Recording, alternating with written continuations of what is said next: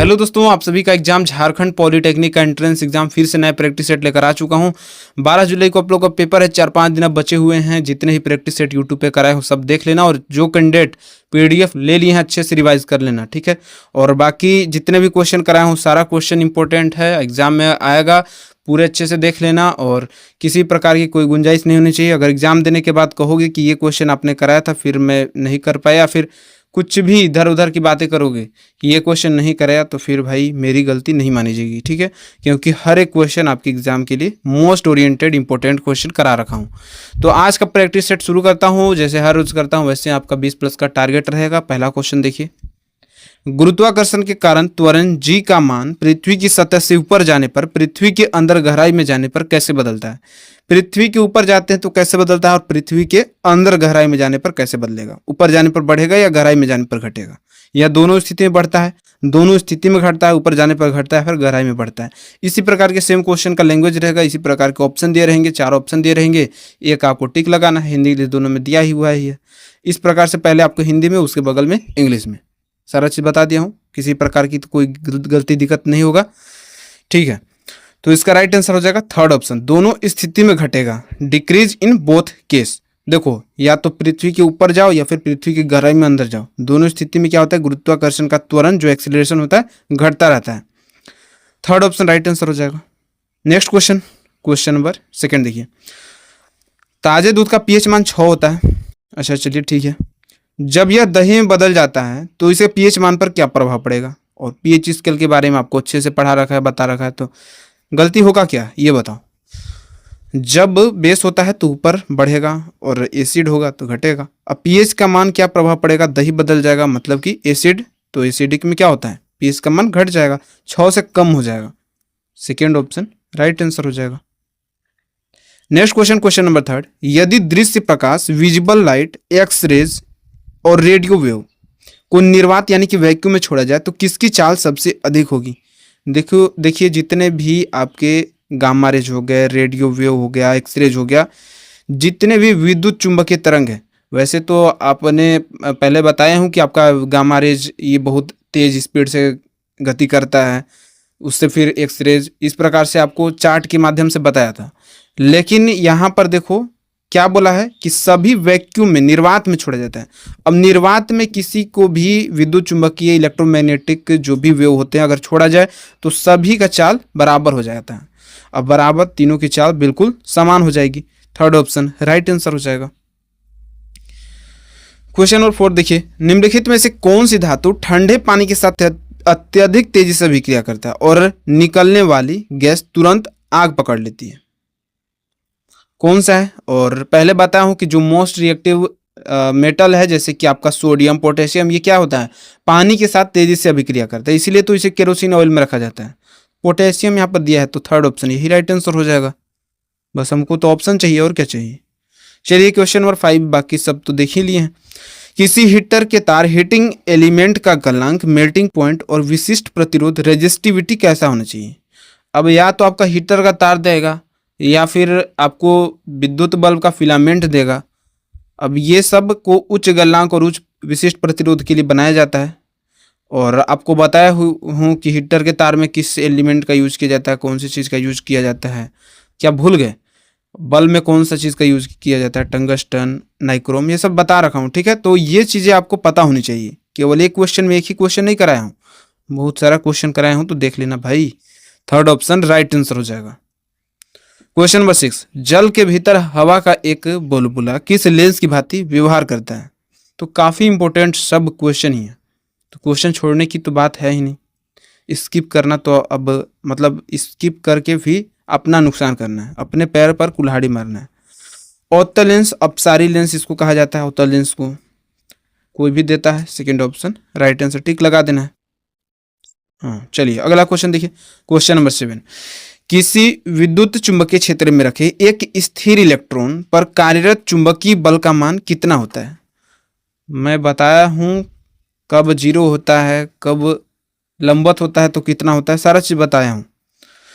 तो चुंबकीय बल का मान 0 हो जाएगा। स्थिर इलेक्ट्रॉन पर कार्यरत चुंबकीय बल का मान 0, थर्ड ऑप्शन राइट आंसर हो जाएगा। क्वेश्चन नंबर 8 देखिए, ब्यूटेनॉन 4 कार्बन वाला एक कार्बनिक यौगिक है, इनमें से कौन सा प्रकार्यात्मक समूह फंक्शनल ग्रुप उपस्थित होता है। अब यहाँ पर आपको दिया हुआ है carboxylic acid, aldehyde, ketone, alcohol, आपने 10th में अच्छे से पढ़ा हुआ है और आपको ये तो गलतियां होनी नहीं चाहिए, कोई नया क्वेश्चन है नहीं। देखो इस प्रकार के क्वेश्चन वैसे तो आपके एग्जाम में आते हैं, लेकिन पिछले बार का पेपर देख के थोड़ा सा मुझे मतलब लगा कि थोड़ा सा अप लेवल जाना चाहिए। अब आप कहोगे कि भाई इससे अप लेवल मत कराओ, नहीं कराओ, वैसे मैं कराए हुआ हूँ कुछ क्वेश्चन, तो प्रैक्टिस सेट के माध्यम से आपको बताया ही हूँ पहले कि किस प्रकार के क्वेश्चन आपके इस प्रकार से भी एग्जाम में आपके छपने लगे हैं। वैसे लेटर एंट्री के पेपर में इस प्रकार के क्वेश्चन आने चाहिए थे, फिर भी आज का प्रैक्टिस सेट तो देखा जाए तो मॉडरेट लेवल के ही क्वेश्चन माने जाएंगे, तो इसमें तो 20+ सही करना आपका काम है। अब देखो ब्यूटेनॉन पूछा है, ब्यूटेनॉन आपको कई बार बताया हूँ कीटोन समूह का हो गया, नॉन है तो। अब अगर यही ब्यूटेनोइक एसिड होता तो कार्बोक्सिलिक एसिड हो जाता, ब्यूटेनॉल होता तो एल्डिहाइड हो जाता, और यहाँ पर एल्कोहल के लिए ब्यूटेनॉल। ठीक है, तो ये सारा चीज आपको पहले बता दिया हूँ, मेथेनॉल, इथेनॉल जो भी है। ठीक है, चलिए नेक्स्ट क्वेश्चन देखिए, इसका राइट आंसर 3rd ऑप्शन हो जाएगा। क्वेश्चन नंबर 9 देखिए, स्टेनलेस स्टील लोहा Fe के साथ किस धातु का एक मिश्र धातु है जिसके कारण उसमें जंग नहीं लगती। साफ साफ क्वेश्चन ये पूछना चाह रहा है कि बताइए स्टेनलेस स्टील का कौन से मिश्र धातु है, किस चीज़ को बनाया जाता है मिक्स करके। ठीक है, और एक मतलब एग्जाम से पहले आपको हर हाल में एक या तो आप पेज में लिख लो, प्रैक्टिस सेट में देख लो, या फिर गूगल पर डायरेक्ट सर्च करके देख लो कि कौन किसका मिश्र धातु है, क्योंकि यहाँ से एग्जाम में काफ़ी बार क्वेश्चन पूछे गए हैं। पीतल का, कांसा का, टीन, मतलब ये क्या बोलते हैं, सोल्डर का, ये सारा क्वेश्चन मैं पहले करा दिया हूँ। तो इसका निकेल और क्रोमियम को मिक्स करके बनाया जाता है स्टेनलेस स्टील, और काफ़ी इंपॉर्टेंट क्वेश्चन है, 2nd ऑप्शन राइट आंसर होगा। नेक्स्ट क्वेश्चन, क्वेश्चन नंबर 10, निम्नलिखित तत्वों में से किसका परमाणु आकार सबसे छोटा होगा। परमाणु आकार एटॉमिक साइज बोला गया। ठीक है, अब जिसका संयोजकता ज़्यादा होता है उसका परमाणु आकार सबसे छोटा होगा। अब यहाँ पर देखो सोडियम का 11 2 8 तो ये तो सबसे बड़ा हो गया, फिर मैग्नीशियम भी इससे बड़ा हो जाएगा, एल्युमिनियम फिर इससे बड़ा हो गया, तो सबसे कम किसका हो गया, क्लोरीन का 17, तो 4 ऑप्शन राइट आंसर हो जाएगा। क्वेश्चन नंबर 11 देखिए, किसी उत्तल लेंस कन्वेक्स लेंस द्वारा एक वास्तविक और बहुत बड़ा आवर्धित प्रतिबिंब प्राप्त करने के लिए वस्तु को कहाँ रखा जाना चाहिए। और इस प्रकार के क्वेश्चन ना इग्नोर मत करना कि ये क्वेश्चन छोड़ दे रहा हूँ, एक क्वेश्चन छोड़ने से क्या होगा। सबसे ज़्यादा मोस्ट इंपोर्टेंट अब तक के प्रैक्टिस सेट का क्वेश्चन है, और हर क्वेश्चन में आपको बताता हूँ कि ऑप्टिक्स के क्वेश्चन आपको देख लेने हैं। एग्जाम के बाद कहोगे कि भाई ये क्वेश्चन आ गया, ये मैं नहीं देखा, मत कहना। ठीक है, इस प्रकार का कमेंट हमें नहीं चाहिए। फर्स्ट ऑप्शन फोकस F1 पर बनता है, राइट आंसर हो जाएगा। अगला क्वेश्चन, क्वेश्चन नंबर 12, 2 कुंडली कोयल्स के बीच प्रेरित विद्युत धारा इंड्यूस्ड करंट उत्पन्न करने की घटना को विद्युत चुंबकीय प्रेरण कहते हैं। इस सिद्धांत की खोज किसने की थी। अब क्वेश्चन में अगर डायरेक्ट ये कह देता कि विद्युत चुंबकीय प्रेरण की खोज किसने की, तो ये बढ़ा चढ़ाकर आपको डेफिनेशन बता दिया कि विद्युत चुंबकीय प्रेरण किसे कहा जाता है। अब क्वेश्चन राइट आंसर, आपने पहले माइकल फैराडे का नाम सुना है कि नहीं, जरूर सुना होगा, तो 2nd ऑप्शन राइट आंसर हो जाएगा। इन्हीं ने विद्युत चुंबकीय प्रेरण का खोज किया था।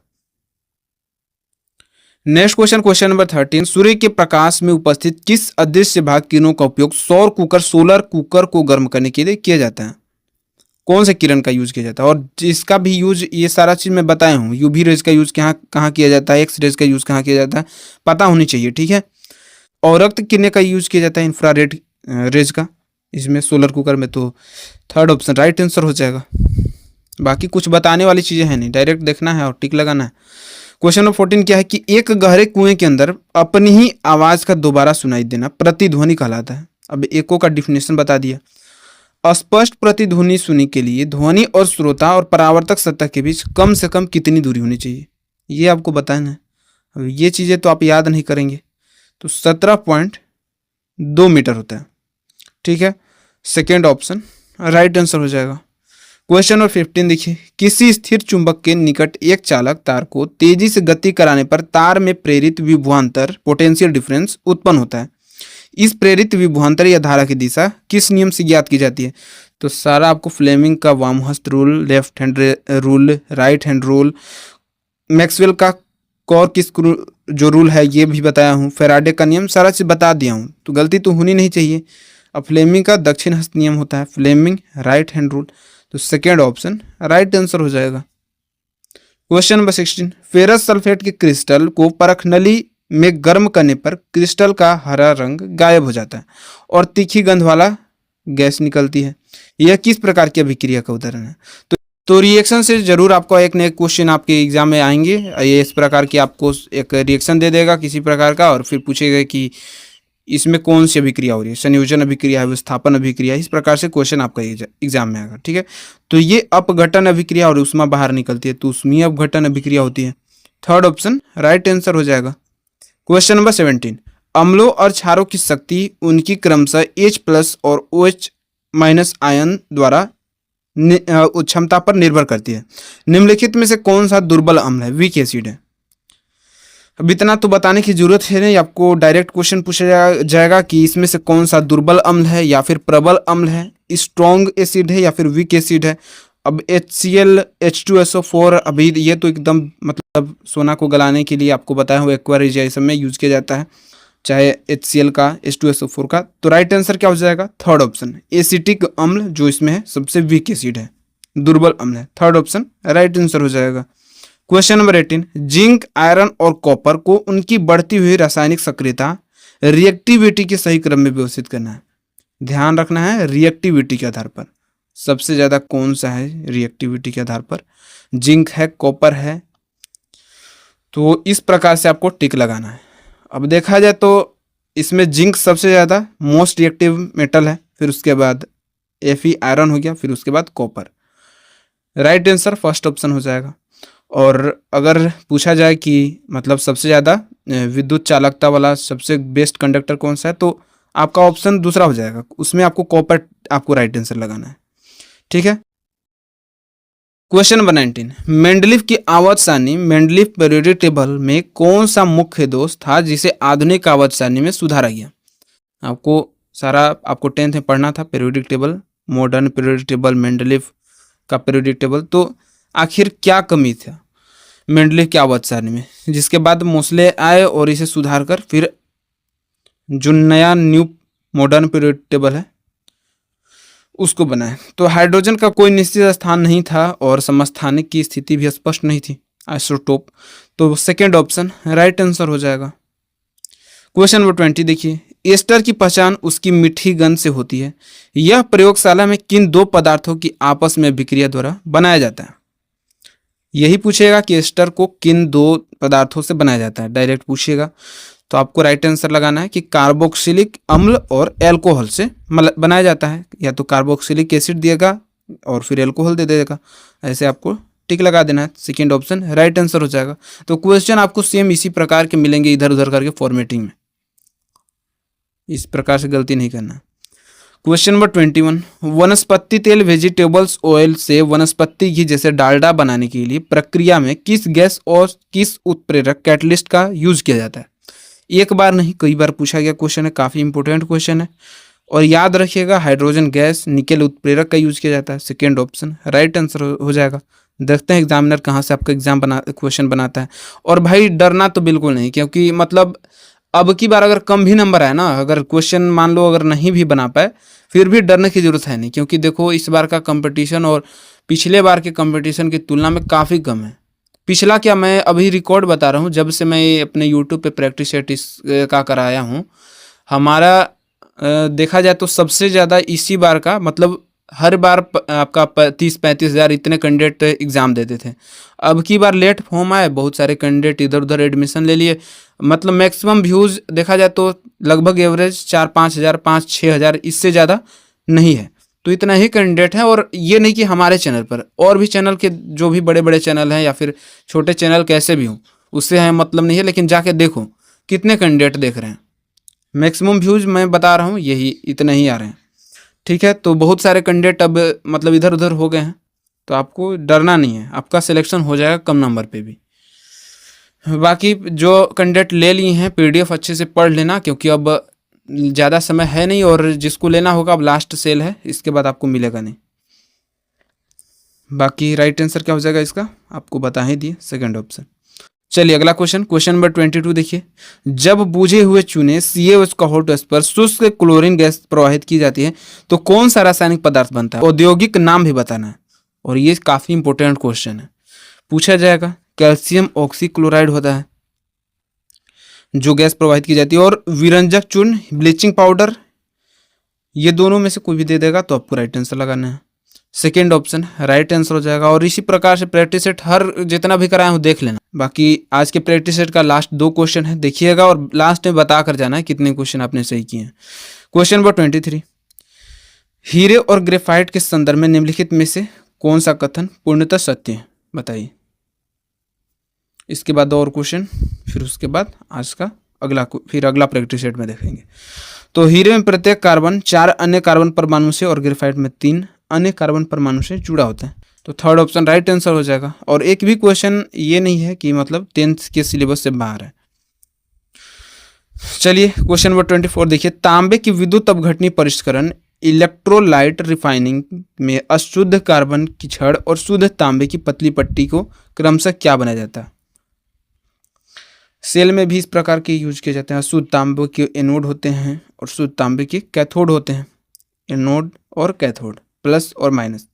सेकेंड ऑप्शन राइट आंसर हो जाएगा। आज के प्रैक्टिस सेट का लास्ट क्वेश्चन। एक गतिशील लिफ्ट में बैठे हुए व्यक्ति को अपना वजन कब सामान्य वजन से अधिक महसूस होता है? बताओ राइट आंसर, क्वेश्चन कमेंट में बताओ। राइट आंसर हो जाएगा कि जब लिफ्ट ऊपर की ओर एक्सीलरेट होती है। सेकेंड ऑप्शन राइट आंसर हो जाएगा। बताओ कोई क्वेश्चन था जो कि आपको मतलब समझ से बाहर था? हर क्वेश्चन आपको दिखाया हूँ, सब क्वेश्चन कराया, बिल्कुल आसान क्वेश्चन थे। ठीक है, बिल्कुल आसान नहीं कहा जाएगा, फिर भी एक लेवल का क्वेश्चन था। और बाकी हर एक क्वेश्चन काफ़ी इंपॉर्टेंट थे एग्जाम के लिए। पूरे क्वेश्चन का आपने प्रैक्टिस सेट लगाया होगा, उम्मीद करते हैं। और बाकी अगले प्रैक्टिस सेट में इसी प्रकार से देखेंगे। देखो, जब अभी तो आपके पास समय नहीं है, अभी मतलब जो कहा जाए ना गोल्डन टाइम आपका चल रहा है, तो ज़्यादा बातें भी नहीं करना चाहता हूँ, केवल जो भी आपका एग्जाम से रिलेटेड क्वेश्चन है वही कराना चाहता हूँ। लेकिन देखो, बहुत लंबा समय तक जुड़ता हूँ जब कैंडिडेट से, तो लगता है कि कुछ देर निकालूँ अपने कैंडिडेट के लिए, कुछ बातें सुनूँ, कुछ उनकी राय सलाह जो भी चीज़ें हैं वो कैंडिडेट से लेना चाहता हूँ, कि मतलब हर एक कैंडिडेट से बातें करना चाहता हूँ। तो देखो, जब आपका एग्ज़ाम हो जाएगा, एग्ज़ाम होने के बाद आपसे फिर जुड़ूंगा। ठीक है, तो बाकी इसी प्रकार से जुड़े रहना आप भी। और उसके बाद जो आपका एग्ज़ाम के बाद जो भी आपका बचेगा, जैसे कि रिजल्ट हो गया, फिर आपका एडमिशन तक, मतलब आपके साथ जुड़ा रहूँगा। तो हर एक अपडेट आपके साथ इसी प्रकार से मिलता रहेगा। बाकी भाई इसी प्रकार से फिर नेक्स्ट वीडियो में मिलता हूँ। धन्यवाद।